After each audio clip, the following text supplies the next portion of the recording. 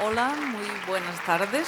Encantada de estar aquí otra vez con todos vosotros en SECOIR y vamos a empezar este simposio.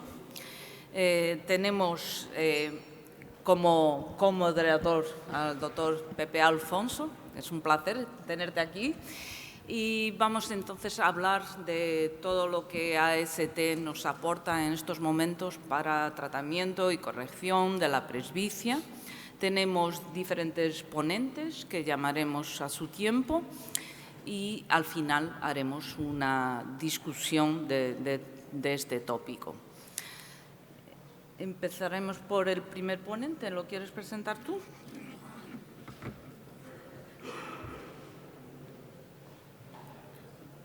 Que no los has puesto. Vale, gracias. Nuestro amigo Rafael Bilbao. ¿Vas tú primero? Alejandro Cerviño, Alex Cerviño.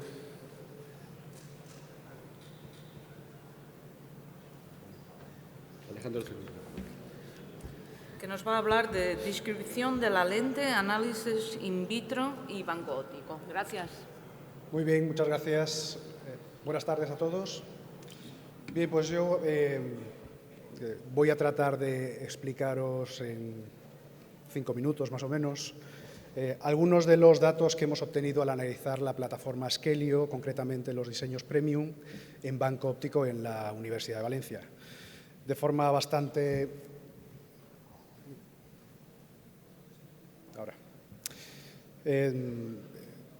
De forma un poco ambiciosa, lo que intentaré hablar es un poco sobre los resultados que hemos obtenido al realizar el análisis en banco óptico de la tolerancia al descentramiento, analizaremos la tolerancia al desenfoque, la aberración cromática y los halos. Para todas estas medidas de las que voy a hablar se utilizó un banco óptico, un sistema de banco óptico, concretamente el PMTF, que es un sistema que utilizan de forma habitual los fabricantes para el control de calidad de las lentes intraoculares, y de los modelos de córnea que se suelen utilizar siguiendo la normativa ISO para el análisis de lentes de banco óptico. Se utilizan normalmente dos modelos, uno de ellos que no aporta, no introduce ningún tipo de aberración esférica, y otro que simula la aberración esférica del ojo humano como 0,28 micras positivas, que será en este caso concreto será el que nosotros hemos utilizado para todas estas métricas, porque es el que representa el grado de aberración aberración esférica más presente en la población. Bien, para ello vamos a analizar lo que es la MTF through focus, lo que es la cantidad de información que se transmite en la lente, por la lente para los distintos grados de divergencia.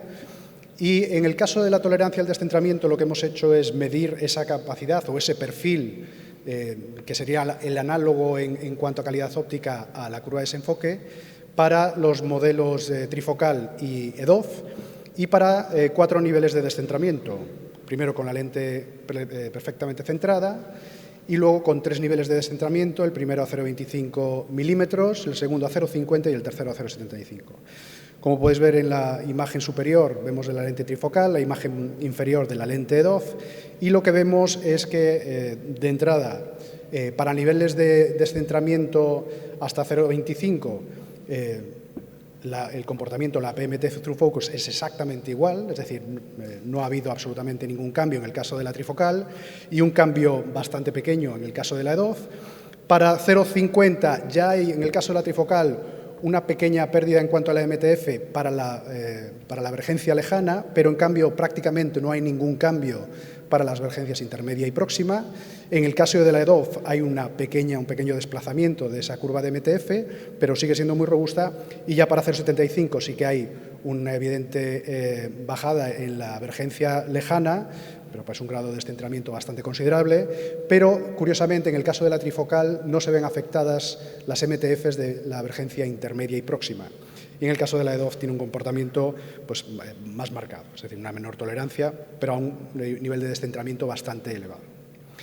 A partir de las curvas de MTF, nosotros podemos hacer un cálculo partir de métodos como el publicado por Alarcón y colaboradores en el 2016, donde se puede computar esa OTF, esa función óptica de la lente, y predecir cuál podría ser el comportamiento visual de esa lente, ¿no?, cuando se implanta en un ojo.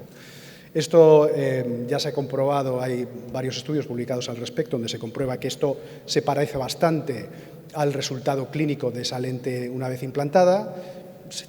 Se ha probado con bastantes modelos y nos permite tener una orientación preclínica a cuál podría ser el comportamiento esperado desde un punto de vista visual de esa lente una vez implantada en el paciente.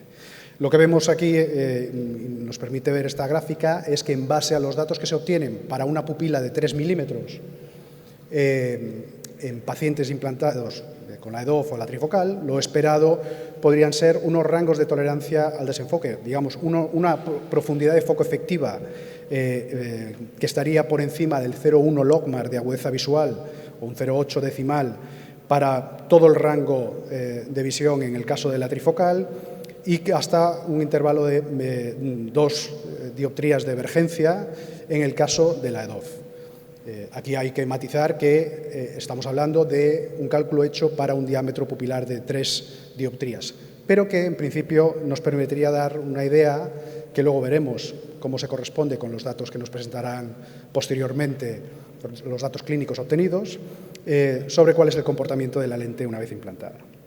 Si utilizamos esos datos para hacer simulaciones con el optotipo USAF, que es algo que se utiliza en los estudios de banco óptico para ver la capacidad resolutiva de los sistemas ópticos, y lo vemos en función del tamaño pupilar, vemos que para pupilas intermedias, en el caso de la lente EDOF, tenemos un muy buen comportamiento desde un punto de vista resolutivo, y si nos vamos a pupilas de 5,2, lo que tenemos es esencialmente un comportamiento de una lente monofocal, algo parecido a una lente monofocal, que es en principio lo que esperamos para este tipo de lente EDOF, que es, como sabéis, tiene un perfil refractivo, no difractivo, que podríamos categorizar como wavefront shaping, ¿no?, basado en tecnología Axicom.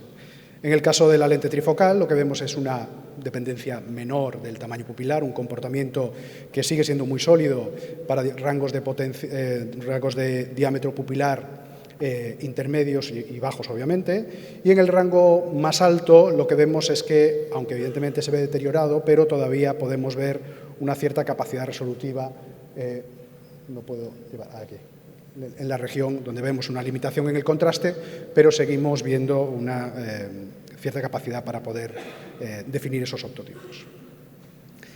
En lo relativo a la aberración cromática, bueno, esto no es un parámetro que clínicamente se le vamos a utilizar, pero sabéis que el ojo humano tiene aberración cromática, que cumple un cierto papel. No se sabe muy bien hasta qué punto tiene un papel significativo, pero sí que se sabe que tiene un papel, por ejemplo, en el proceso de acomodación. Pero obviamente es una aberración, y si hablamos en términos de calidad de imagen, cuanto menor aberración cromática tenga una imagen, mayor calidad tiene esa imagen. Viene definido por parámetros como el número de Abbe, el número de Abbe del cristalino. Estos son métricas que se han determinado hace muchos años, como podéis ver ahí en la referencia, pero que a día de hoy se consideran válidas. Está en torno a 46, 47. La plataforma Schelio, el material Schelio, tiene un número de Abbe de 50, que es bastante parecido. Y luego, digamos que los valores que podemos tomar como normales dentro de la aberración cromática del ojo humano, pues varían en función de la longitud de onda, las longitudes de ondas que ya han utilizado para la métrica, de los métodos de medida, porque no es un parámetro que tenga una definición sobre el mejor método para medirlo en contexto clínico, y puede variar en un rango relativamente elevado.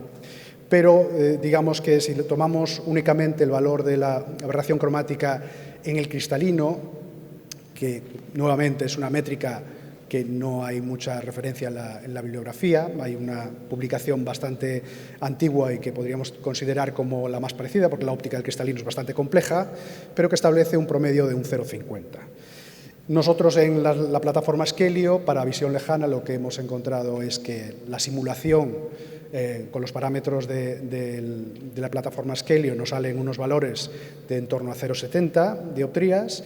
En el caso de los valores experimentales, donde medimos en banco óptico y eliminamos la componente debida al sistema, nos salen en valores de en torno a 0,45 dioptrías. Entonces, podríamos decir que la plataforma Skeleo tendría una aberración cromática de ese orden para visión lejana. En nuestro caso, en el banco óptico, lo medimos entre los 480 y los 650 nanómetros, que obviamente es un factor que condiciona esa métrica, ¿no? Entonces, lo que hemos hecho es que para diámetros de pupila de 3 milímetros, lo que tenemos es estas gráficas de la PMTF en función de la longitud de onda para los 3 colores que hemos medido, y la aberración cromática vendría definida como la distancia dentro de esa curva entre el rojo y el azul, ¿no? Lo primero que podemos ver en esta gráfica que vemos ahí es que en el caso de la trifocal vemos que, aunque aquí no se hace muy evidente, luego mostraré una imagen en la que se puede ver un poco mejor, vemos que la aberración cromática disminuye para las focales intermedias y próximas, que es algo esperado porque la aberración cromática por difracción es inversa respecto a la aberración cromática refractiva. Entonces, lo que hace en una lente refractiva es que contribuye a disminuir la aberración cromática para las focales intermedia y próxima. Y en el caso de la Skeleo EDOF, en general, no afecta tanto. Para verlo, en el caso de la EDOF, el hecho de que se mantenga por el diseño refractivo de las EDOF, lo que permite es optimizar un poquito más. De hecho, cumple un papel parecido al que tiene la aberración cromática en el ojo sano, en el ojo con cristal, el ojo fáquico, y es que contribuye a obtener una mayor profundidad de foco para optimizar el efecto de la acomodación. En el caso de la trifocal, aquí muestro esta gráfica para que se vea de forma un poco más clara. En vez de representar la MTF through focus, lo que os represento aquí es el área bajo la curva de la MTF para cada uno de esos puntos, de forma que nos marca de forma mucho más evidente esos puntos de focal lejana, intermedia y próxima, y lo que nos permite ver es que esa distancia entre las focales, entre rojo y azul para lejos, para visión intermedia hay una reducción de aproximadamente 1/3 respecto a la aberración cromática para lejos, y que para visión próxima esa reducción es de prácticamente la mitad de la aberración cromática que obtenemos en lejos. Es decir, hay una reducción de una aberración cromática que ya de partida era baja porque el número de AVE es bastante elevado. En el caso de la plataforma Skeleo se reduce considerablemente para la focal de visión próxima. Y ya por último, en relación con los halos, lo que se hizo fue, no en el PMTF, sino en un banco óptico, se hizo una captura de una proyección de un sistema láser, donde se hacía por comparación respecto a la imagen de esta primera que tengo más próxima a mí, que correspondería a la imagen que proyecta una lente monofocal, la Skeleo monofocal, cómo sería la diferencia en los diseños premium. Y lo que vemos es que en el caso de la EDOF tenemos una intensidad efectiva que vendría a ser respecto a esa agrupación de la energía en torno a la focal que se produce en la monofocal, cuánto se reproduce en el caso de la lente EDOF y cuánto se reproduce en esa región en el caso de la lente trifocal. Y lo que podemos ver es que, efectivamente, como es de esperar, en el caso de la lente trifocal, esa distribución de la energía se dispersa más, y aún así lo que tenemos es algo menos de la mitad en cuanto a la región que correspondería a la lente monofocal, lo que sería en este caso a la focal de visión lejana. Por lo tanto, ya para terminar, lo que el análisis en banco óptico nos permitió establecer es que, en principio, el diseño que ofrece la plataforma Skeleo para sus lentes premium parece ser muy robusto frente a los niveles de descentramiento que podríamos esperar en un procedimiento quirúrgico habitual. Baja aberración cromática, que ya era de partida, pero que además se ve reducida en el caso de la difractiva para las focales intermedia y próxima. Una buena tolerancia al desenfoque, para pupilas intermedias particularmente, y en general pocas distorsiones luminosas, poca intensidad de halos que ya esperábamos en el diseño refractivo de EDOF y que luego veremos los resultados clínicos, como ya hay evidencia publicada al respecto de los buenos resultados clínicos respecto a las distorsiones luminosas, pero que luego veremos en las charlas posteriores. Y nada más, muchas gracias a todos por vuestra atención. Muy bien, vamos a seguir con el programa y luego al final haremos las discusiones. Si tenéis alguna pregunta, las transmitís a la mesa después. Vamos a hablar ahora de los datos clínicos sobre el material Askelio de Rafael Bilbao. Muy bien, buenas tardes a todos. Muchísimas gracias por la invitación a participar en este simposio. Yo voy a hacer una sencilla traslación muy breve de algunas de las características que ha estado comentando el profesor Cerviño aplicadas a nuestra práctica clínica con respecto a la plataforma de las lentes Askelio, centrándome sobre todo en las propiedades, digamos, más físicas, anatómicas de la lente. La opacidad de la cápsula posterior es, sin duda, la complicación más frecuente tras la cirugía cristaliniana y en menor medida el glistening también es un problema que puede llegar a ser frecuente en los polímeros hidrofóbicos. Pueden impactar, sobre todo la primera, en los resultados visuales de los pacientes, produciendo una distorsión de la calidad de la visión, pero también una pérdida de agudeza visual. Y esto es especialmente importante en lentes de óptica compleja, en lentes multifocales. Y todo esto está fundamentalmente debido al material y al diseño de la propia lente, que va a influir en la incidencia de estos fenómenos. Para evaluarlo me voy a referir a un estudio diseñado y realizado en el Hospital de la Fe, realizado por la doctora Hervás y coordinado por el profesor Cerviño, en el que se evalúa con 2 años de seguimiento los resultados de estos parámetros con la plataforma monofocal Askelio frente a la plataforma monofocal hidrofóbica de referencia con el material Clareon, y se estudian todos estos parámetros. Con respecto a los resultados visuales, refractivos y a la valoración de calidad en el sistema óptico, los resultados en ambos grupos fueron muy similares. Si nos fijamos en la presencia de glistening, es decir, microvacuolas de agua en el posoperatorio hasta 2 años después de haberse implantado estas lentes, se ven que la incidencia es en ambos grupos bajísima y este no produce ningún efecto adverso en ninguno de los 2 casos descritos, uno para cada grupo, después de 2 años de seguimiento, o sea que es clínicamente absolutamente irrelevante.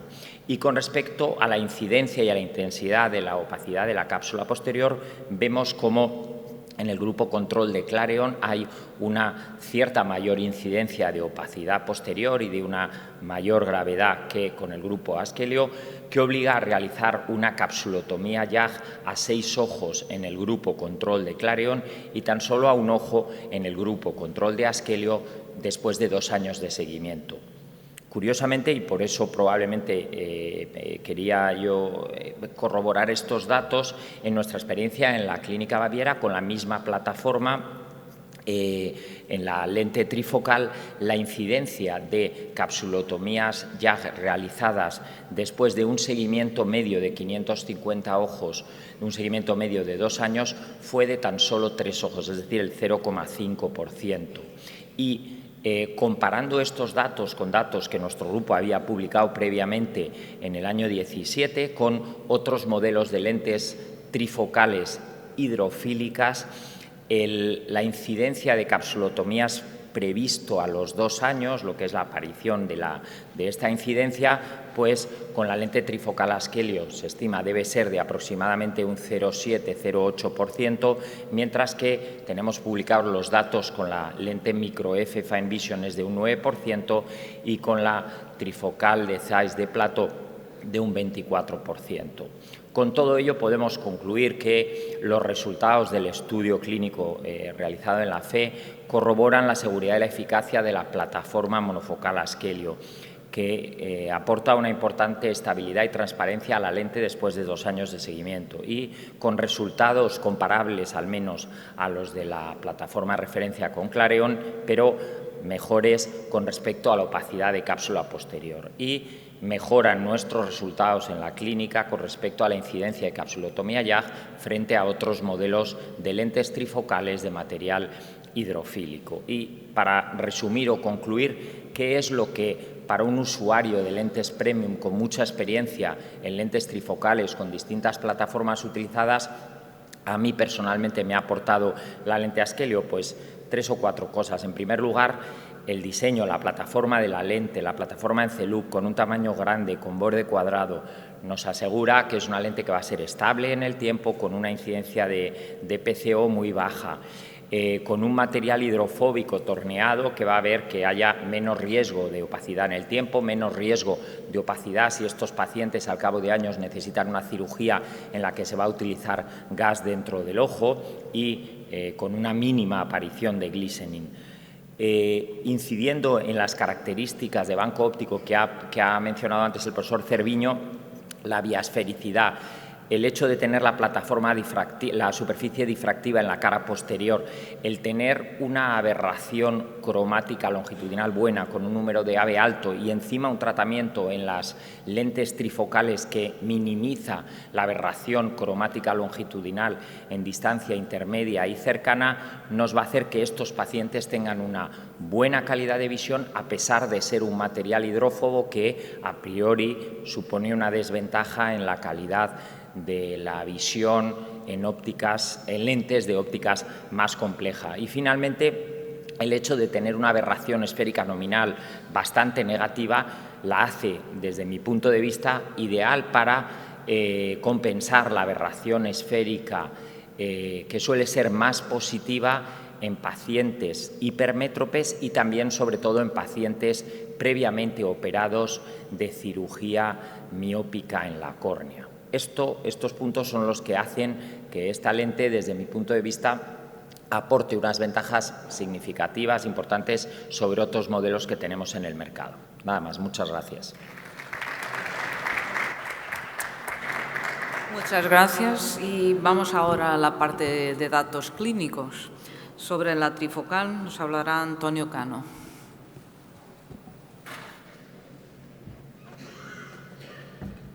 Buenas tardes a todos, muchas gracias por la invitación y como terminábamos en la anterior presentación, precisamente por esas características y por este diseño de la lente, nos planteábamos hace algún tiempo, ya quizás más de 2 años, hacer un trabajo para empezar a evaluar esta lente.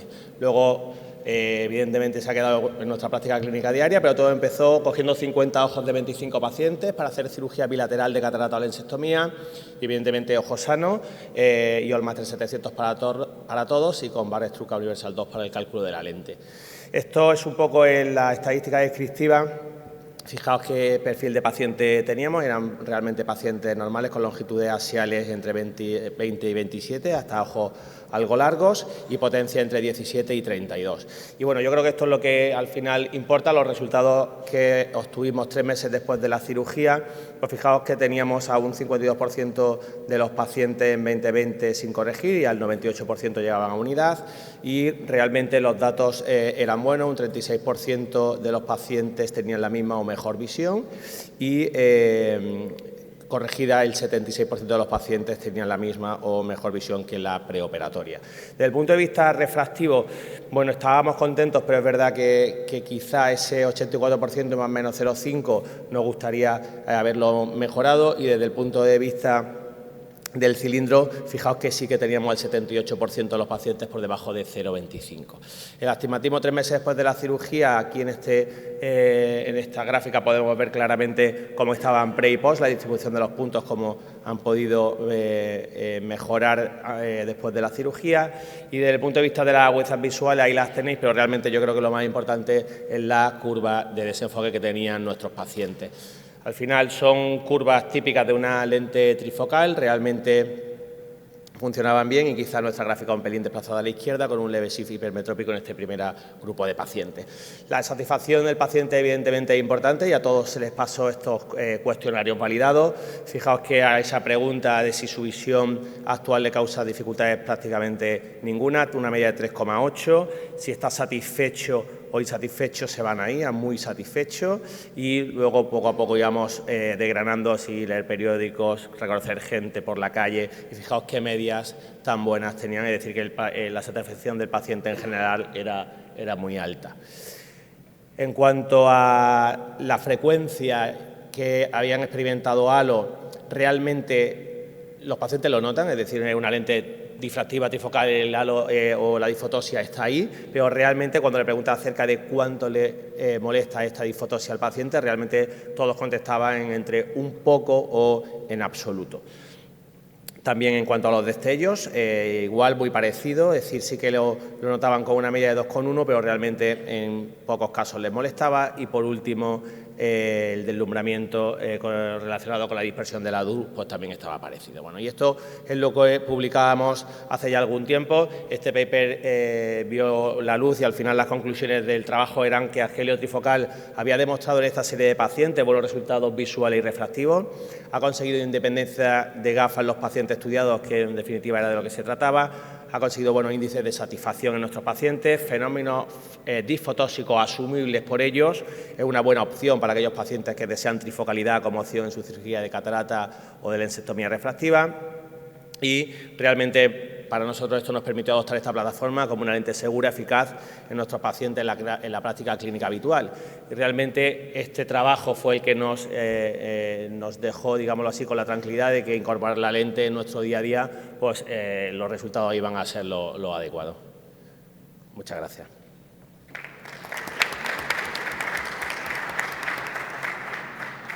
Muy bien, Antonio.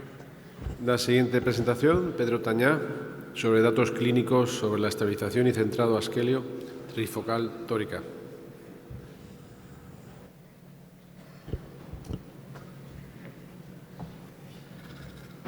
Hola, buenos días o tardes ya. Gracias a AST por invitarme a participar aquí y a vosotros por dirigirlo. Bueno, el objetivo de lo que yo planteo es valorar la estabilidad en el rendimiento clínico de las lentes tóricas de la plataforma Askelio para corregir el astigmatismo. En cuanto al modelo de lente, todos lo conocéis, es una lente acrílica hidrófoba, tiene la toricidad en la cara anterior y la superficie difractiva o el axicon en la cara posterior.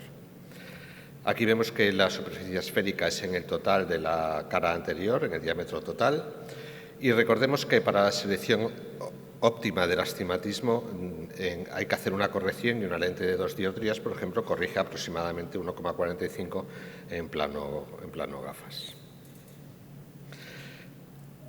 Como de lo que se plantea es hablar de la rotación de las lentes Askelio, de la rotación. Hemos planteado os presento un trabajo que está pendiente de publicación en el Journal Refractive Surgery y que demuestra que tenemos una rotación en torno a 0,25 grados más menos 0,65, no excediendo de los 2 grados de rotación en ninguno de los casos que hemos valorado. Esto se debe probablemente al material y a la adhesión de la óptica a la superficie de la cápsula y al ángulo de contacto de las ápticas con el ecuador del saco, que es mayor que el mayor número de lentes valoradas. Aquí vemos que tenemos el 90 y tantos por ciento, 50, bueno, prácticamente entre más o menos 0,5 dioptrías tenemos el 97% de los ojos. Y aquí vemos en cuanto al astigmatismo que entre más o menos 0,5 dioptrías también tenemos en torno al 97%, 98% de los ojos, comparándola con el astigmatismo preoperatorio que lo tenéis a la derecha. Aquí tenéis la dispersión del astigmatismo antes y después de la cirugía. Y realmente yo os quería presentar una comparativa, porque lo valoremos en nuestras manos, en nuestro grupo, con otra plataforma. En este caso es una plataforma hidrofílica de pseudoplato y ahí valoramos lentes monofocales y lentes multifocales de Askelio y de esta otra plataforma insisto, de pseudoplato. No es un plato, pero bueno, es un pseudoplato. La diferencia es que la lente de pseudoplato es una lente hidrofílica, mientras que esta es una lente hidrofóbica, y probablemente, sobre todo en las monofocales, el rango dióptrico en el astigmatismo o en la esfera era mayor, porque cuando utilizamos Askelio no teníamos tanto rango dióptrico para corregir como en esta otra lente.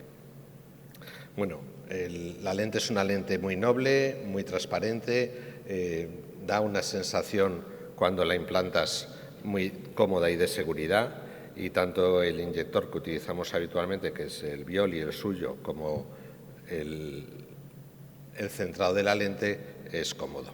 Bueno, los resultados al año de la cirugía vemos que en el equivalente esférico estamos hablando todos por encima de 0,95 de agudeza visual, con corrección, sin corrección 0,85, la trifocal 0,90, la trifocal es 0,90 en el caso de la Schelio y 0,84 así en el caso del pseudoplato. Siempre hemos obtenido unos resultados un poco mejores con la AST, tanto con corrección y tanto en el cilindro.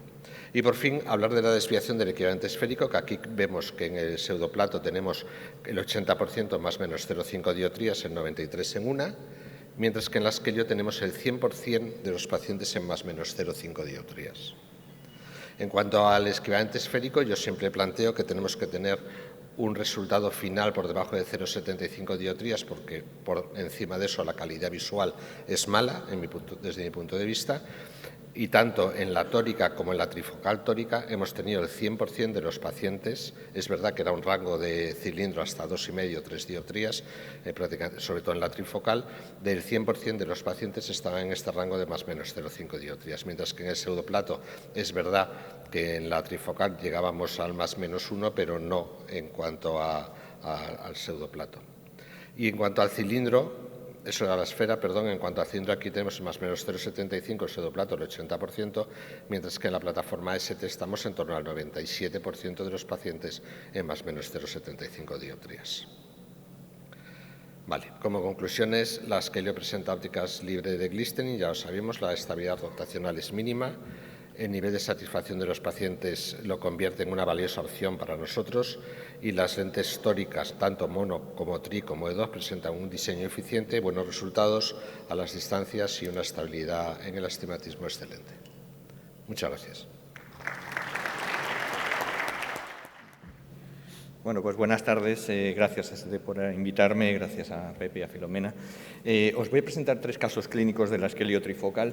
Ya sabéis que esta lente tiene la difracción en la cara posterior, tiene 15 anillos. Aquí tenéis cómo se ven en una OCT dinámica de segmento anterior, cómo se ven los anillos de difracción. Casi, yo creo que se pueden contar, se ven muy bonitos. Y esto es cómo sería el centrado y lo que hemos estado hablando, el centrado de la lente y el tilt que se tiene, que se puede ver con esta plataforma. El primer caso que os voy a presentar es sobre ICL y cataratas. Este es un paciente de 50 años que le operé hace 10 años, hace 11 años con una ICL, y ya le había avisado que su cristalino no iba a aguantar mucho y que cuando fuera necesario ya se lo cambiaría. Se había miopizado por una catarata nuclear y la lente estaba bien, la lente ICL era una ICL con puerto, no había producido la catarata estaba como consecuencia de pues los cambios que se habían producido por su edad y por su miopía. Esta es la distribución de potencias en el Pentacam que tenía, que como veis es de excelente calidad, tanto las aberraciones de alto orden como el Z40 eran muy buenos. Y esta es la lente que le puse, es una lente Schelio de más 8, en el otro ojo de más 7,50, es decir, era un miope magno, como ya veis. Y luego incluso, pues gracias a una de las virtudes que tiene la ICL, que es preservar la córnea, pues incluso le hice un retoque de este pequeño cilindro que le quedó residual. Esto, bueno, pues es un vídeo para que veáis un poco cómo hago actualmente, que dispongo desde hace un par de años del femtoláser, cómo se puede hacer pues, un femtoláser en una lente fáquica. Hay que, como veis, se hace un poco de lío el aparato. En algunos casos no, en algunos casos lo reconoce perfectamente, en este caso no. Y como veis, pues ahí con la ayuda a 2 manos, con la ayuda del técnico de Israel y conmigo, pues vamos modificando todos los valores, se confunde la zona óptica con la pupila y después, cuando ya se tiene todo hecho, pues se puede perfectamente hacer el FLAC sin ningún problema. Hay que modificar un poquito los parámetros, yo ya los tengo modificados para que corte adecuadamente, pero vamos, salvo eso, no hay ningún otro problema. Aquí tendréis los resultados que tuvimos. El paciente estaba lógicamente muy contento, no ha tenido nunca halos, por más que les insistía, no me contaba lo que eran halos. Luego podemos discutirlo, si los miopes tienen menos halos o no, si la neuroadaptación que ha tenido a una ICL les sirvió de eso, pero el caso es que no tenía halos y los resultados, como veis, estos son datos de la historia médica, de la historia clínica, graduado por ópticos, y estas son las visiones que obtenía y como veis, pues son excelentes. El siguiente caso es una controladora aérea que quería una multifocal. Sabéis que los controladores aéreos no tienen permitido el uso de una multifocal. Lo que pasa es que, bueno, pues está hablando con ella. Yo había operado ya varios controladores aéreos y por eso me había venido esta señora. Y el caso es que, discutiendo con ella, pues le quería poner una lente de foco elongado, pero ella decía que no, que quería la multifocal. Yo creo que quería salir también ella de lo que eran las pantallas, porque en ese momento, si la podían poner en un puesto que no era de tanta tensión, yo creo que estaba buscando algo de esto. El caso es que al final, bajo su responsabilidad, tenía una catarata corticonuclear madura, a pesar de que era joven, de 53 años, pues a pesar de eso y teniendo una muy buena córnea de nuevo, pues le implanté una esqueliotrifocal de 20 dioptrías. El resultado pues también excelente, está muy contenta tras la cirugía, no tiene halos, si acaso un mínimo reborde casi inapreciable. E insisto mucho, cuando uno ya tiene mucha experiencia con lentes, pues ya no les pregunta por los halos porque sabe cómo tiene. Con esta lente que llevo ya muchos años poniendo, desde el principio que salió al mercado la llevo, pero aún así les sigo preguntando por los halos y me siguen sorprendiendo por las pocas disfotóxicas que tienen. Y estos son los estudios que hicimos para estudiar la lente, la sensibilidad al contraste y los parámetros de visión. En visión cercana, intermedia y lejana, fantásticos.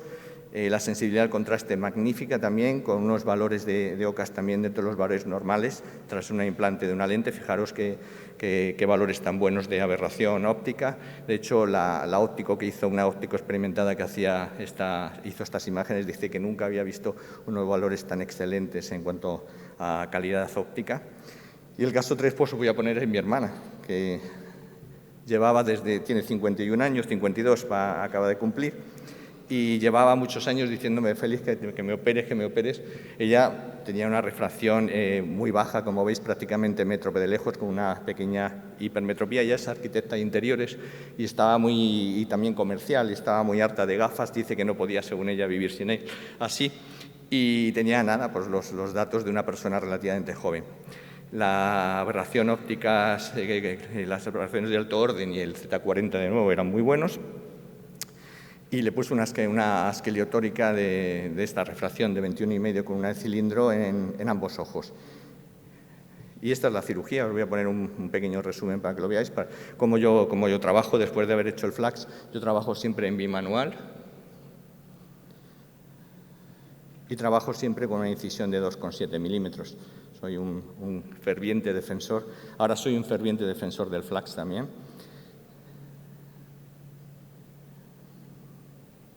Cuando empiezas a trabajar con el FLACS y empiezas a trabajar con esas cápsuloresis, te das cuenta de que esas cápsuloresis que tú creías que hacían muy redonditas ya no son tan redonditas.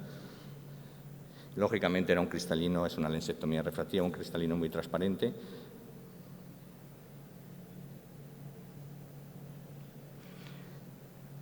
Si queréis comentar algo, no. Y nada, simplemente se va aspirando los pedazos, quedan muy bien partiditos. En cuanto haces una buena hidrodisección con el FLACS, estos pedacitos quedan muy bien cortaditos y enseguida se vienen hacia el tip. La incisión solo la toco para esto porque hago hidroimplantación, como veréis, con lo cual la incisión queda muy estanca y, de hecho, al final de la cirugía no la hidrato. Trabajo, como os digo, siempre en bimanual,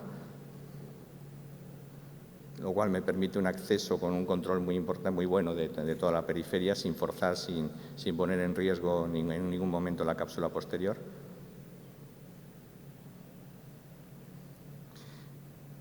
Finalmente, termino siempre limpiando un poquito la cápsula posterior, haciendo una técnica que llamamos la bautizamos del besito. Doy pequeños toques a la cápsula posterior aspirándola, frunciéndola un poquito, y eso produce una limpieza muy buena de la cápsula posterior sin tener que estar raspándola. Y esto es la hidroimplantación de esta lente con su inyector. Veréis que ahora da un volteo. Eso es muy típico en la hidroimplantación. Nunca toca el endotelio, nunca. Aunque ahora lo veréis que va a darse la vuelta, un volteo, se vuelve, se da para arriba, para abajo, y eso nunca toca el endotelio por la fluídica que hay. Y luego pues ya es cuestión de paciencia, de conocer cómo se funcionan estas lentes, de ir desarrollando los ópticos. Y es una lente que, dentro de lo que son las hidrofóbicas, que son las más difíciles de hidroimplantar, es de las más nobles de todas las hidrofóbicas, de las que antes se despliegan. Tened en cuenta que el suero es frío, no es como cuando ponemos viscoelástico. Y deciros eso, que mi hermana está encantada, me dice siempre, yo la he llamado hace 2 días, os voy a dar ahora los datos al mes porque la tengo que revisar ahora para la revisión de los 3 meses. La llamé antes de venir para acá para decirle, Carmen, que debía sacar tu caso en un congreso y me dice, esto Félix es la pera.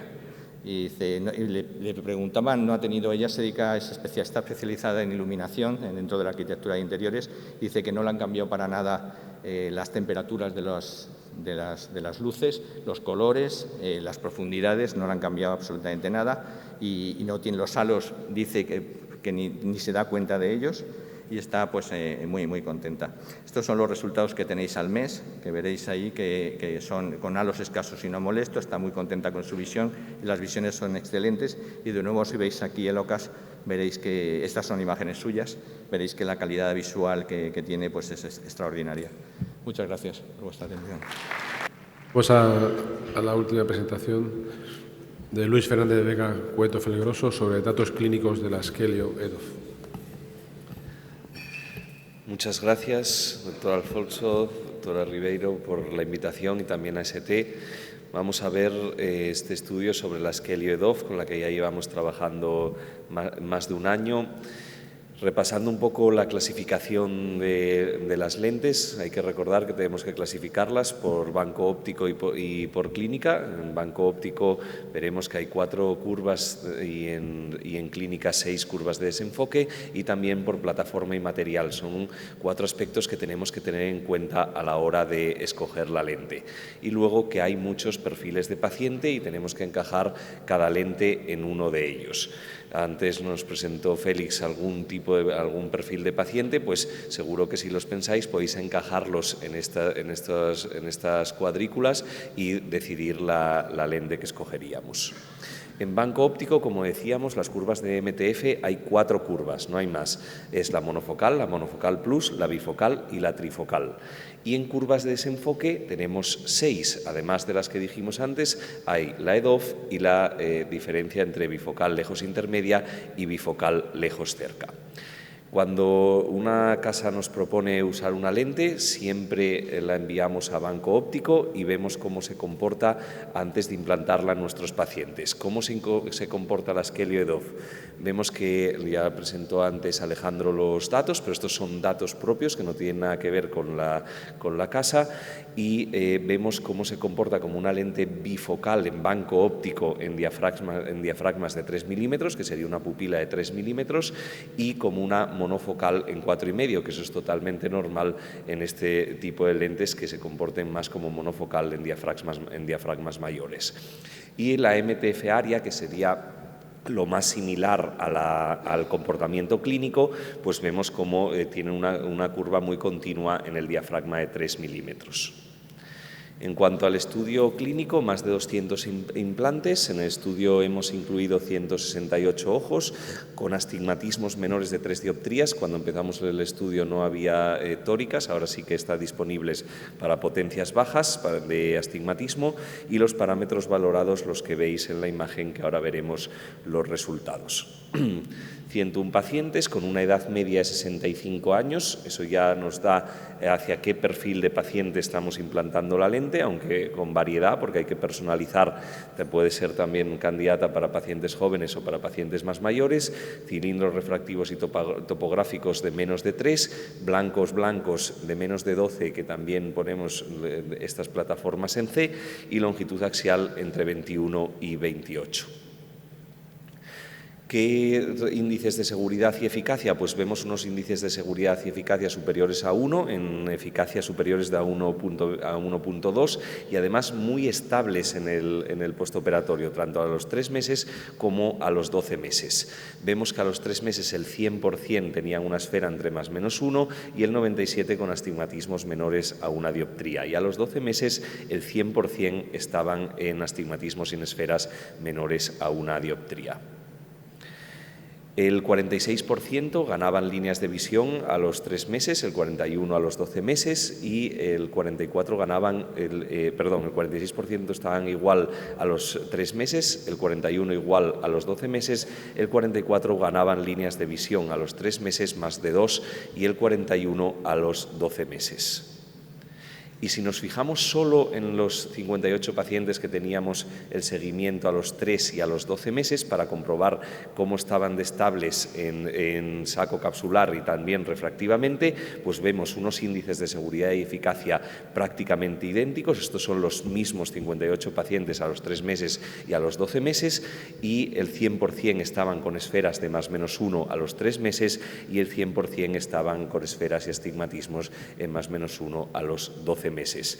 Tuvimos un poco más de índice de YAG, 4 ojos de toda la muestra, pero 2 eran cataratas polares posteriores en un paciente joven, y el otro era una opacidad de cápsula primaria en un ojo que era de fuera y se le hizo en los 2 ojos. O sea que realmente si descartamos ese antecedente tendríamos solo un ojo de toda la muestra, que va en concordancia con los resultados que se presentaron antes. Fijaros, toda la estabilidad, datos prácticamente idénticos, solo varía un ojo en cuanto a ganancia de líneas de visión entre los 3 y a los 12 meses, entre los 3 meses y el año. En cuanto a la curva, ese enfoque posibilita una gran independencia de la gafa, agudeza visual de 0,5 a 40 centímetros, que cumple de sobra los criterios EDOF, y con una buena tolerancia del desenfoque en +/-0,50. Por lo tanto, empezamos con la introducción, ahora en la discusión la relacionamos con la lente. Es una lente bifocal en banco óptico con EDOF en curva de desenfoque, y ahí estaría donde colocaríamos la Skelly EDOF. Con esto, ¿qué perfil de paciente propondríamos? Pues entre 55 y 85 años, un cristalino ya disfuncional o con algo de catarata, un pronóstico visual bueno o algo dudoso, sobre todo si uno de los 2 ojos tiene buen pronóstico visual, y dependiendo también de las aficiones, la profesión, y empezando por agudezas visuales menores de 0,8, 0,7. Entonces, la Skelly EDOF es una lente efectiva, predecible y segura, con alto porcentaje de independencia de la gafa, con una visión de cerca funcional, baja incidencia de disfotopsias, paciente ideal para empezar longitudes axiales entre 22,5 y 24,5, con cristalinos disfuncionales o catarata entre 65 y 75 años, que era un poco el perfil de los pacientes en los que lo pusimos, y pensar que es una alternativa en otro tipo de pacientes como post-LASIK, paciente joven con catarata, conductores, cazadores, que quieren evitar como sea los halos, ojos únicos, queratoconos iniciales, distrofia de Fuchs o cirugías combinadas con DMEC, glaucomas iniciales, pseudosfoliaciones asimétricas, alteraciones maculares leves, y muy buena opción para intercambios de lente tanto de monofocal como de trifocal. Y en todas esas alternativas hemos usado esta lente. Y eso es todo. Muchas gracias.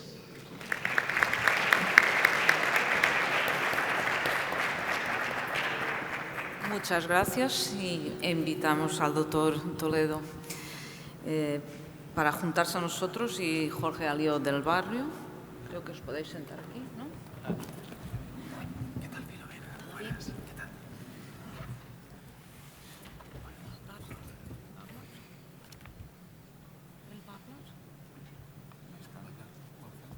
¿Vas a hablar?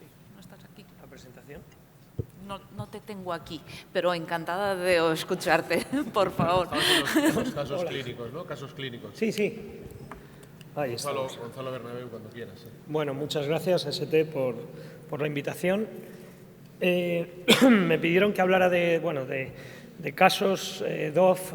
Nosotros tenemos en torno a las 300 lentes EDOF de ST implantadas. Yo lo que he traído son casos para que veáis que se pueden utilizar prácticamente en todo tipo de pacientes, sobre todo para que la gente que no tiene experiencia con esta lente, que se anime a probarla, porque como vais a ver, pues los resultados en todo tipo de pacientes son fantásticos.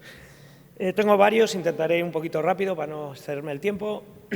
Esta era una paciente, mujer de 46 años, una edad temprana, sé que todos vais a pensar que es muy joven, que quería prescindir de las gafas. Hablando con ella, hablando de lo joven que era, bueno, al final decidimos quitar el cristalino, era un cristalino transparente con una alta hipermetropía y sobre todo un ojo muy corto, como veis, bueno, sí se ve, es un ojo de menor de 21 milímetros, un ojo de 20, a mí los ojos, es verdad que los ojos cortos, creo que cuanto antes se quita el cristalino mejor, más fácil va a ser la cirugía, no hay cosa peor que estos ojos con 78, 80 años y una catarata desarrollada, que son ojos más complicados de operar. Entonces, bueno, la paciente tiene unos datos biométricos de topografía y OCT normales.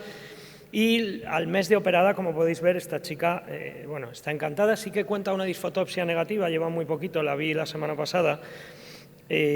Cuenta una disfotopsia negativa en el ojo izquierdo y un poquito de pérdida de nitidez de lejos, que yo creo que es de ese poquito de graduación que le queda miópica. Lo que pasa es que solo lleva un mes operada, que le ayuda mucho de cerca, está viendo J2 y si la fuerzas incluso llega a J1 y como veis ve la unidad de lejos en ambos ojos. Y una curva de desenfoque pues muy parecida a la que ha presentado el doctor Fernández Vega, excelente, que cumple los criterios claros de DOF.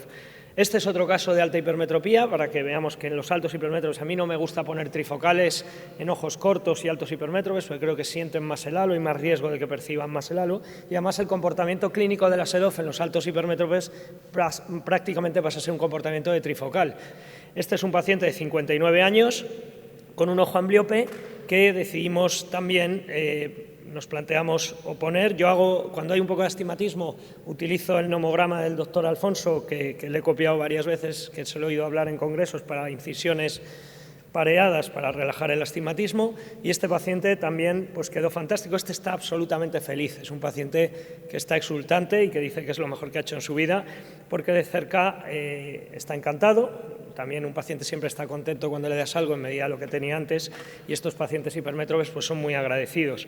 La visión es fantástica y en el ojo izquierdo, que es su dominante, simplemente con media dioptría de cilindro llega a 1.2, con una curva de desenfoque espectacular.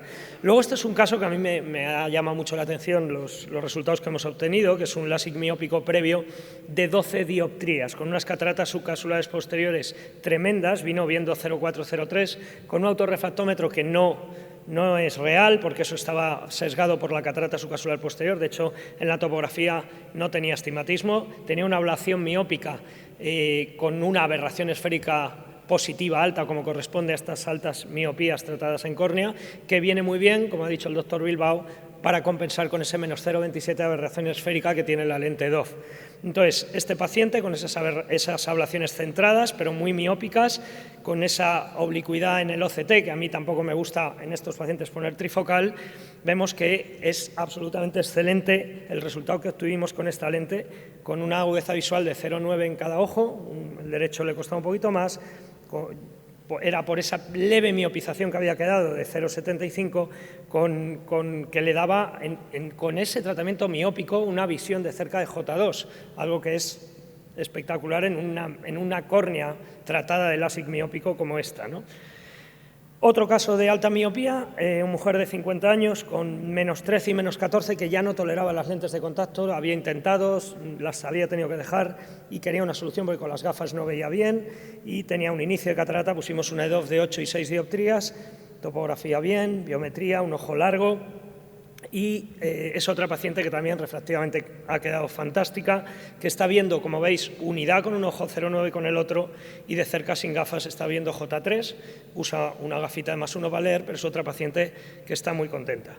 Luego este es otro caso, para que veáis, caso en cirugía monocular, un ojo que era algo ambliope, que era un ojo miope, que le pusieron una lente Artiflex, que lo que decidí fue explantarle la lente y ponerle una EDOF de 10 dioptrías. Tenía muy poquito astigmatismo, ahí se ve la imagen de la lente Artiflex, y es otro paciente que ha quedado a los 5 meses hemétrope, viendo 0,9 en un ojo que sabíamos que no iba a llegar a la unidad y que de cerca está viendo también francamente bien J3 sin corrección y que llega a J1 con una gafita simplemente de +1,25. Luego para acabar, unos casos de retina. También aquí tengo que decir que ayuda mucho tener a Diego Ruiz Casas conmigo, porque es un excelente cirujano de retina. Y es una paciente tertuliana de Telecinco que tuvo un desprendimiento de retina. Vino con su retina ya prácticamente en mácula off, estaba entre on y off. Se decidió la vitrectomía y a los meses pues, desarrolló la típica catarata que hacen estos pacientes y le puse una EDOF tórica de 15,5 con una de cilindro, la operé hace nada, hace un mes, y aquí vemos cómo la retina se estaba desprendiendo, en alguna zona ya estaba muy desprendida. El doctor Ruiz Casas hizo su magia, la colocó bien y luego yo le he operado y esta paciente solo le he hecho una revisión y a las 48 horas esta señora se fue la operé por la mañana de cataratas y por la tarde estaba en Telecinco ya, allí participando en su programa. y la vi a las 48 horas de la cirugía y con la lente DOF, que me sorprendió, y habiendo tenido el desprendimiento, veía ya 0,9 más 3 y J2 de cerca y estaba absolutamente feliz.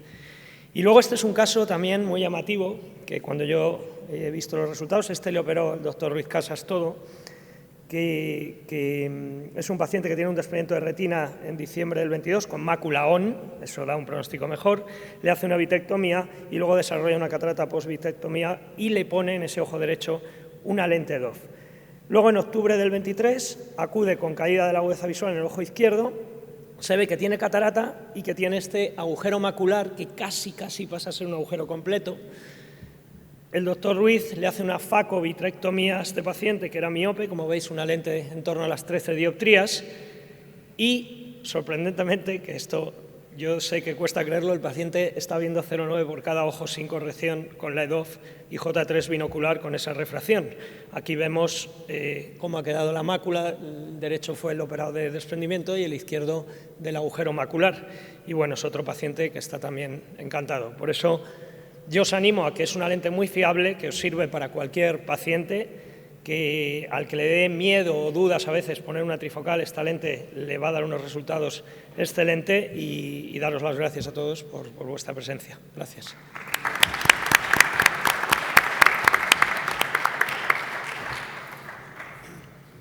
Muy buenos casos, fantásticos. Y bueno, ahora empezamos aquí un poco el periodo de discusión. No sé si hay alguien que quiera hacer ya algún comentario.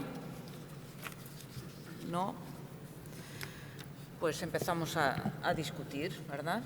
Por ejemplo. Yo me gustaría aprovechar el hecho que está aquí el profesor Cerviño y que un poquito así en palabras simples para todos nosotros nos pudiera explicar por qué aporta clínicamente la biasfericidad de la lente. Sí, lo que aporta la biasfericidad es principalmente libertad de diseño. Proporciona grados de libertad para permitir que, manteniendo parámetros de mínimo espesor y los parámetros que hacen que la lente sea manejable quirúrgicamente y demás, poder inducir pues, unos grados de aberración esférica elevados. Por lo tanto, esencialmente lo que produce la esfericidad es grados de libertad a la hora de diseñar la lente para poder mantener esos parámetros. O sea, llegar a lo que puede aportar una lente hidrofílica de calidad visual, pero con este material. Claro, te permite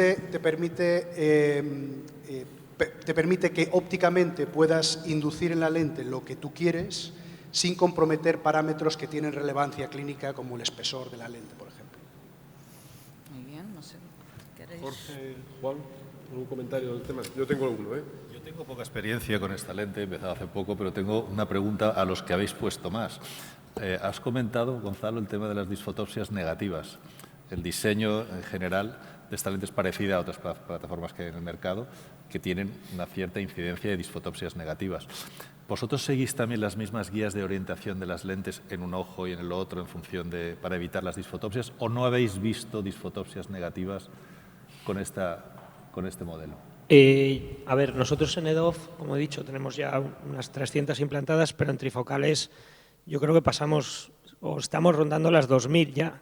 Y yo en consulta disfotopsia negativa, a lo mejor tengo esta paciente que os he comentado, pero no habré visto más de 4 o 5 pacientes que me han comentado la disfotopsia negativa. Y curiosamente, además, no sé qué pasa, que siempre me lo han dicho en el ojo izquierdo, no sé por qué. Pero el otro día se lo decía a esta paciente, digo, pero no es algo que me preocupe ni que sea algo habitual y implanto Askelio todas las semanas varios pacientes y no es algo que me llame la atención. O sea, que no las veo. Alguna vez, pero como en cualquier otro tipo de lente. Me pasa también con algunas monofocales plus o con... Entonces, bueno. Yo quería comentarle a Alex, bueno, lo primero de todo, agradecer a la casa comercial que nos haya dado la información que queremos habitualmente cuando nos presentan una lente. Nosotros lo hacemos, como sabéis también, tenemos posibilidad de hacerlo en banco óptico y todos los datos que habéis presentado son exactamente los mismos que tenemos nosotros. No es normal que una empresa dé su MTF, su área, o sea, el True Focus, el área, que nos dé la información que hoy ya necesitamos. Ya no nos vale que nos vendan una lente porque sí, sino que queremos verlo, porque además tiene relación la parte del banco óptico con la clínica, como tú bien has enseñado. O sea, nosotros antes de poner esta lente ya sabíamos que podía funcionar bien. No tenemos por qué arriesgar nada con el paciente. Y eso es de agradecer a la compañía, ¿no? Sí, sí, bueno, por un lado, efectivamente, coincido. Yo creo que la información sobre el comportamiento óptico de la lente es algo que la casa conoce y debería hacer accesible. Y por otro lado, incluso estos tipos de análisis preclínico, donde tú puedes hacer una estimación sobre cuál puede ser la curva de desenfoque a partir de los datos de banco óptico, porque efectivamente te dan mucha información que más o menos ya se sabe que se va a corresponder con lo que te vas a encontrar luego en clínica. Evidentemente hay una variabilidad, no conocemos todos los parámetros que influyen, no los podemos controlar. Esos estudios preclínicos los haces con unos parámetros concretos, normalmente pues 3 milímetros, pero yo creo que cada vez más esto se está, digamos que, se está forzando realmente a que todo el mundo lo haga, porque si lo hace uno, el resto lo va a tener que empezar a hacer, y es algo que poco a poco yo creo que se va a extender, y también porque los cirujanos lo demandáis, entonces es algo que antes a lo mejor pues te dejabas orientar un poco más por lo que te decía desde el fabricante, pero ahora digamos que el conocimiento del cirujano es mucho más profundo sobre cuál es ese comportamiento, qué es lo que quiere, sobre todo porque además estamos hablando de lentes premium, donde no buscas cubrir una necesidad básica, sino que buscas una excelencia, y para intentar optar a esa excelencia tienes que tratar de controlar el mayor número de parámetros posible. Muy bien. Jorge. Sí, bueno, yo un comentario y que luego se extenderá a una pregunta pues, a todos vosotros.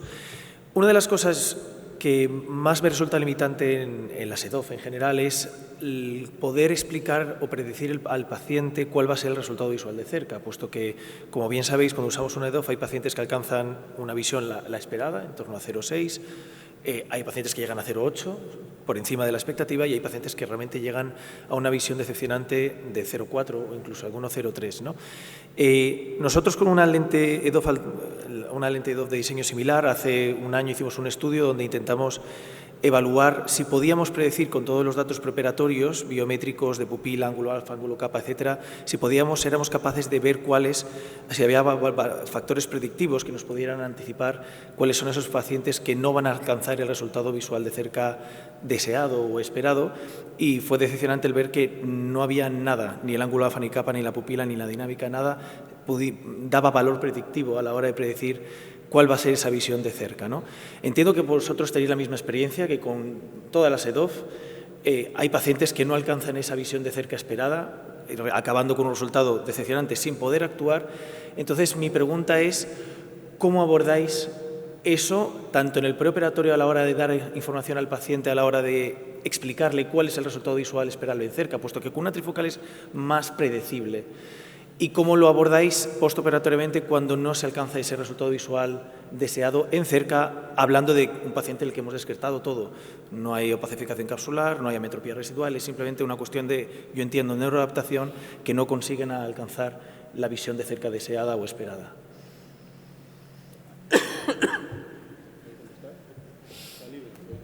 Bueno, sí es cierto, estoy completamente de acuerdo con lo que dices, pero a mí ese perfil de paciente creo que no me genera demasiado problema en la consulta, porque el paciente en el preoperatorio yo ya le he afirmado que va a utilizar una gafa de apoyo de cerca. La clave es el matiz de qué significa una gafa de apoyo o cuánto tiempo voy a necesitar esa gafa de apoyo. Entonces, en la práctica clínica diaria no encuentro grandes dificultades en el manejo, porque el paciente ya te ha aceptado ese condicionante de que la lente tiene cierta ventaja y cierto inconveniente, y el inconveniente principal es que el cerca pudiera no rendir. En binocularidad no tengo en mi cabeza que los pacientes estén viendo 0,4, no es la norma, pudiera haber alguno por ahí, pero realmente un 0,6, 0,7 en binocular es lo esperable para este tipo de pacientes, y algunos se van incluso más arriba. Por lo tanto, de acuerdo desde el punto de vista de que hay factores no controlables y de momento no lo podemos hacer, pero a mí en mi día a día no me genera un conflicto, por decirlo de alguna forma, con el paciente. Ahí lo importante es el preoperatorio y definir bien el perfil. Si ese paciente se te queja de cerca, igual es que era un paciente trifocal. Entonces hay que definirlo bien y decidir.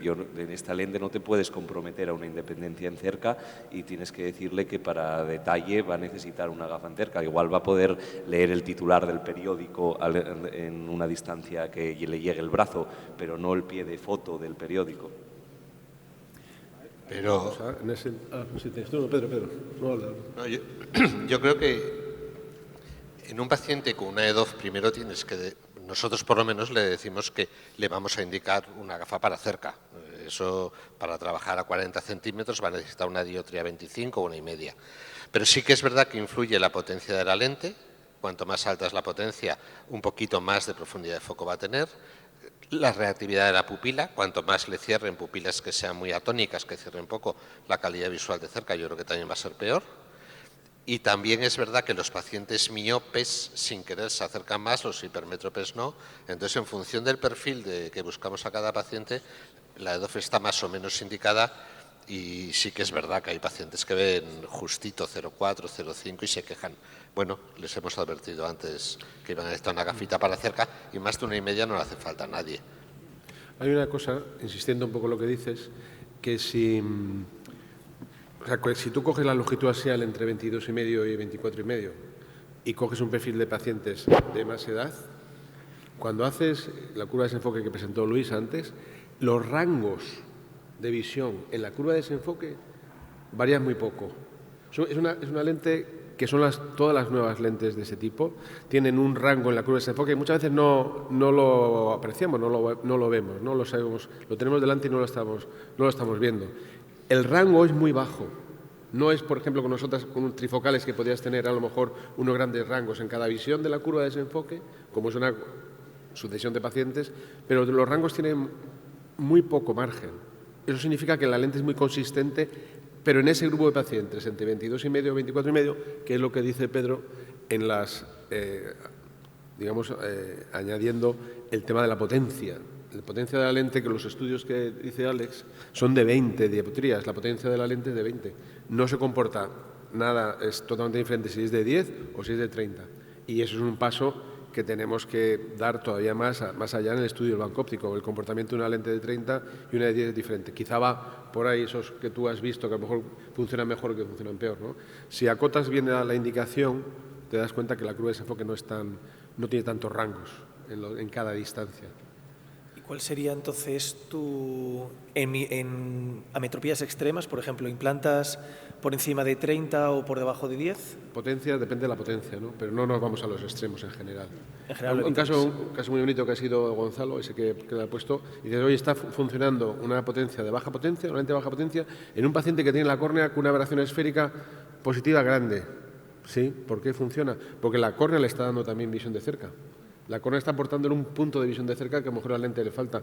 Igual que a los pacientes más mayores que tienen un astigmatismo en contra de la regla. Si tienes un astigmatismo en contra de la regla, le das media dioptría de 90 grados menos 0,50, no le quita visión de lejos y en embargo de cerca también te está funcionando muy bien. O sea, la satisfacción del paciente puede ir también por muchos factores, como todos sabemos, ¿no? No sé si tenéis alguna idea sobre esto. Me gustaría también saber si habéis utilizado también la micromonovisión con estas lentes EDOF y cómo funciona en vuestros casos. ¿Micromonovisión? ¿Apuntáis algo en estos casos con EDOF? Bueno, yo siempre el primer ojo y me voy al primer negativo. Intento que sea no dominante y en el primer ojo siempre me voy a menos 0,25, menos 0,5 de equivalente. Pero justito, el primer negativo de la biometría. Y en el segundo intento ir más a 0, que además solemos acertar más. Y los resultados que has presentado de casos a menos de media dioptría son impresionantes. ¿Tienes constante optimizada? ¿Cómo lo estás haciendo?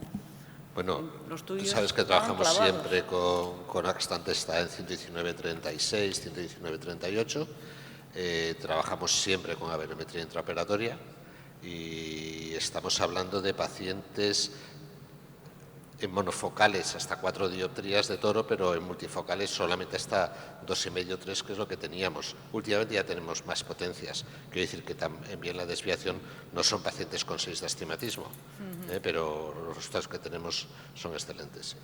¿Y en las potencias intermedias haces incisiones pareadas para compensar o cómo? Si después de la verometría y después de implantar la lente queda un residual todavía porque no tenías potencias, recordemos que aquí los toros van de media en media, no de 0,75 a 0,75, entonces tenemos más potencias disponibles. Entonces sí que puedo tener que ajustar alguno con alguna parada enfrentada o con alguna pequeña microincisión. Un tema, Antonio. Nosotros tuvimos al principio problemas con la constante de la lente, las trifocales. Eso ya lo tenemos resuelto al día de hoy. Digo también porque en la estadística que ponías, algunas ya eso también se corrigió. Sí. De hecho, los resultados que he presentado son los resultados de hace 2 años, porque bueno, me pidieron que trajera lo que está en la literatura, lo que ya ha visto la luz, pero evidentemente nuestros resultados ahora en la actualidad están optimizados respecto a eso. ¿Y cómo toleran las refracciones negativas, que siempre es el caballo de batalla de muchas trifocales? Dices, el problema refracción residual negativa, ¿cómo lo toleran? Yo tengo la impresión de que bien, pero no sé. Sí, a ver, hablo de sensaciones porque no te podría decir el número exacto, pero la realidad es que hay poco paciente retocado. Eso te iba a decir, es que no tenemos volumen de pacientes retocados, por lo tanto, y tenemos pacientes negativos. Entonces, la sensación es que se tolera muy bien, y sí es cierto que algunos ya hay que tocar, pero en general el índice de retoque es bajísimo, muy bajo. Y Rafa, ¿plataforma o material? ¿Qué crees que influye más? Perdóname. ¿Plataforma o material? En el caso de, por ejemplo, el ángulo de contacto, que es muy bueno, de 53, que eso también influye, el ángulo de contacto de la lente con el saco, que influye también en la rotación de las tóricas. Yo creo que quizá la opacidad de cápsula es más por la plataforma, porque materiales hay buenos también. Es como decir a quién quieres más, si a papá o a mamá. Yo creo que las dos cosas son muy importantes, el material y la plataforma. El material y la plataforma.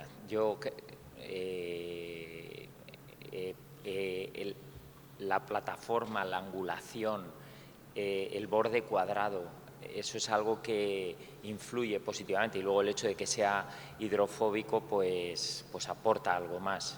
Sí, las dos cosas, sinceramente. Y las ápticas también, las sí. ápticas de Frosten, no sé cómo se dice eso en español, pero es algo muy importante y se ha visto en los datos clínicos que presentasteis que esta lente prácticamente no rota, ¿verdad? Sí, yo creo que es el conjunto de la plataforma, y por eso a mí también me gusta muchísimo desde el punto de vista anatómico, pensando en una lente que va a estar en un ojo que operamos de cristalino relativamente joven, 30, 40 años a lo mejor, pues es una apuesta muy segura. Igual que el material, quizá también, una pregunta para Luis, pacientes más jóvenes con catarata, ¿irías también a un óptica EDOF? Con catarata, no digo que tengan un cristalino transparente, pero pacientes con catarata, ¿influye el material, por ejemplo, en la indicación? ¿Te influiría? Sí, claro, y depende mucho de las aficiones de la profesión del paciente, pero es una alternativa y que están muy contentos cuando explicas todo bien y cuando les dices lo que se van a encontrar después. Pues eso, conductores de autobús, conductores de camión nocturnos, cazadores, pacientes incluso músicos que quieren más la partitura, algo más que lo cercano, que le dan más importancia a la distancia intermedia a pacientes jóvenes, es una alternativa que tenemos que tener en cuenta. Una pregunta. Yo sé, Pepe, que vosotros sois también fans de poner anillos de tensión capsular cuando manejáis lentes premium trifocales. Con la EDOF, ¿cómo lo abordáis? ¿Ponéis anillo de tensión capsular por la misma motivación de asegurar estabilidad de la lente, tilt, etcétera, o con EDOF no ponéis anillo? Podría decir que es independiente de la lente que vayas a implantar, de la óptica de la lente que vayas a implantar. Lo implantamos, yo por lo menos lo implanto siempre, sí. Siempre incluyendo la EDOF. Sí. Sí, yo hacer un comentario. Nosotros hemos tenido algunos casos de EDOF que luego con la contracción capsular han sufrido cierto descentramiento y ha sido cuestión de recentrar y poner anillo, y realmente nosotros compartimos la misma opinión. Con todas las EDOF ponemos anillo de tensión capsular. El tema es, esto es como, lo hablábamos también antes, como O sea, el anillo, si no haces un pulido de la cápsula anterior, no tampoco un pulido hasta extremos, sino un pulido de esos 6 milímetros centrales, es una combinación buena. O sea, si tú, por ejemplo, pones anillo y no haces una cápsula gris pequeña y no pules, puedes tener una contracción del saco. Entonces, la combinación de las dos cosas en su justa medida, yo creo que es una buena opción. Me parece bien que también vosotros tengáis esa idea, claro. Aunque los datos que nos han enseñado aquí, con el descentramiento, esta lente se comporta muy bien, ¿verdad? ¿Quién los enseñó? ¿Fue Canon? No, fue Alejandro también en la óptica, sí, que con 0,5 de descentramiento. Y todavía funciona muy bien, o sea, eso nos da mucha tranquilidad. Lo que pasa es que la plataforma de la lente, desde luego, lo que hace pensar es que es más estable que por el ángulo de contacto del Ecuador. Es un ángulo largo. Porque una de las preguntas que nos ha quedado para Pedro es ¿qué lente pseudoplato? Pseudoplato era. Esa lente pseudoplato que decías ahí, es una lente, si yo digo... ¿Por qué nombre empieza? Empieza por... Con En la otra lente es una lente hidrofílica en la que sí que yo ponía más anillos, y una lente hidrofílica, un ojo grande en el que pongo anillo, yo creo que rota un poco más que esta lente. Esta lente es muy estable. La otra lente es muy cómoda de implantar y la giras y la colocas en el eje que quieres. La única dificultad que tiene la lente de Askelio en las tóricas es que cuesta llevarla al eje. Es que la implantas y cuesta rotarla y no tengas que dar 180 grados porque cuesta rotarla. Por el ángulo y por la adhesión a la superficie, entiendo yo, cuesta mucho rotarla, pero luego a cambio es muy estable. ¿En las esféricas qué te gusta más? ¿Dejarlas en oblicuo o no? Hablabais antes de las disfotosias negativas. Está como las demás, para mí. Y yo no sé si es cuando dejo las ápticas horizontales, que esas disfotosias son más temporales, o no. Yo en las esféricas suelo dejar el inicio de la áptica una arriba y otra abajo. Es que estas son muy largas. Lo que pasa es que es una propuesta ST. En las tóricas siempre me toca dejarlas horizontales, en las tóricas. En una proporción muy grande de tóricas, el astigmatismo se encuentra la regla y me toca dejarlas horizontales. Hay alguna casa que el toro no lo talla en donde está el áptico, lo talla oblicuo. Y yo creo que eso es una ventaja porque las disfotosias negativas, si tiene algo relación con el inicio de la áptica, me podrían mejorar. Entonces yo haría la propuesta, ya sé que por las acreditaciones y tal debe ser muy difícil, pero yo haría la propuesta que yo creo que el toro no tiene que estar tallado en donde está el inicio del áptico, sino que tiene que estar a 45 grados de él. Es que teóricamente este tipo de plataformas tiene que colocarse vertical en el ojo derecho y horizontal en el ojo izquierdo para reducir las disfotopsias negativas. Eso es lo que los estudios han demostrado. Yo había leído que tenían que ponerse oblicuas, en oblicuas de nasal hacia temporal inferior. Había un grupo japonés que había estudiado que tenía menos disfotopsias en esa colocación de la lente. Los estudios que consulté daban una incidencia 2,5 veces menor si se colocaban de esta forma. Pero bueno. Sí, yo las dejo, las esféricas, las dejo, como tú dices, oblicuas, temporal inferior, nasal superior, desde que el artículo, no recuerdo ahora el autor, que demostraba o decía que en esa posición había menos disfotosia negativa, hasta que llegue el siguiente artículo, que a lo mejor lo hace Juan, y lo dice aquí así. Pero hasta entonces yo todas las esféricas las dejo así. Eso no he contrastado si eso disminuye mis incidencias de disfotosia negativa o no, pero yo las dejo así. Yo, para ti también, Félix, el tema del flax en las ICLs, por ejemplo, yo lo estamos utilizando y hacemos cambios en los parámetros y tal, y funciona bien, no hay ningún problema. Pero no iba por ahí, era por el tema del vítreo. Es decir, analizas antes de hacer una cirugía de un cristalino transparente, 50 años,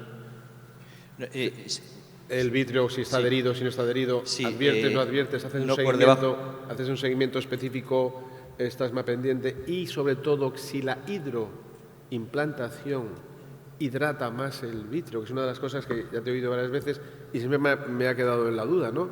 Estás metiendo más fluido, bastante más fluido, digo, Entonces, a lo mejor puede influir eso, ¿lo has visto, lo has mirado? A ver, yo no quito un cristalino transparente por debajo de 55 años en miopes.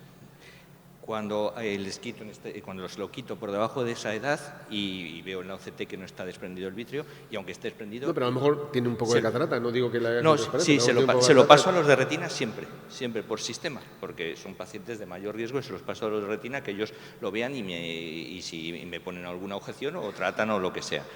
Y con respecto a la... Entonces, bueno, pues, en fin, pero por debajo de 55 años, salvo muy pocas excepciones, no quito el cristalino, que creo que es más o menos el convenio que tenemos todos un poco sobre ello. En hipermétropes, lógicamente, habéis visto a mi hermana, o un hemétropes, no. Y con respecto a la hidroplantación, a ver, no creo que nadie haya estudiado eso. Pero lo que tú dices, pero la fluídica se queda en el saco capsular. Es verdad que el manejo del saco capsular, aunque pueda parecer lo contrario, cuando tú estás hidroimplantando, tienes un saco capsular muy tenso y que te permite rotar la lente hacia aquí, la lente hacia allá, te permite moverla, te permite darle la vuelta. O sea, que es una vez que uno ha pasado por su curva de aprendizaje, es muy seguro, porque el saco no hace ningún pliegue. Que ese líquido, ese fluido pueda llegar a la parte posterior y hidratarlo, nunca he tenido un misdirection, por ejemplo, nunca. ¿No tienes más incidencia de desprender el vitrio los primeros meses ni nada más? ¿No te ha llamado la atención? No, en absoluto, ni he tenido tampoco un misdirection hidroimplantando. Y quizá una pregunta para todos. A la hora de decidir trifocal o EDOF, ¿miráis la retina si tiene estafiloma o no tiene estafiloma? ¿Paciente de los miopes? Sí, bueno. Me pregunta con trampa. Yo sí lo miro. Y como he comentado, además, cuando veo que hay estafiloma y hay más de 25 o 30 grados en el OCT, también me gusta tirar más a la EDOF. Y luego, no solo eso, yo creo que cuando implantamos una lente, no la implantamos para mañana ni el mes que viene, la implantamos para toda la vida. Y tenemos que pensar qué le va a pasar a esa retina a lo largo de la vida. Y hay muchos miopes que sabes que a lo largo de la vida es muy probable que le pasen cosas, que tenga alguna MERC, algo. Pues a mí los grandes miopes, la trifocal me da un poco de respeto. Pero no por cómo van a quedar mañana, sino por lo que les va a pasar. Es que operar a un miope de 59, 60 años, de 12 dioptrías, igual con 78 tiene ya sus MER y demás. No sé, yo prefiero, muchas veces hay gente que le digo que tiene que entender en qué liga juega, que no solo hay que decidir la lente para mañana ni para la semana que viene, sino para toda la vida, ¿no? Y que a veces es mejor un pasito atrás y ir más seguro. Eso es un mensaje muy importante, que tenemos que escoger la lente pensando en el futuro. En la sensación que estamos dando a la sala, yo creo que hablamos de DOF porque es más novedoso, pero yo por lo menos pongo 3 veces más multifocales que DOF. Sí, la verdad es que las trifocales siguen ahí y siguen dando muy buenos resultados. Está claro que las EDOF nos vienen a aportar otras soluciones y más posibilidades. Pero bueno, fue una discusión muy buena. Tendremos que cerrar ahora porque ya estamos en tiempo. Gracias a todos y gracias a ST por proporcionarnos este momento de discusión.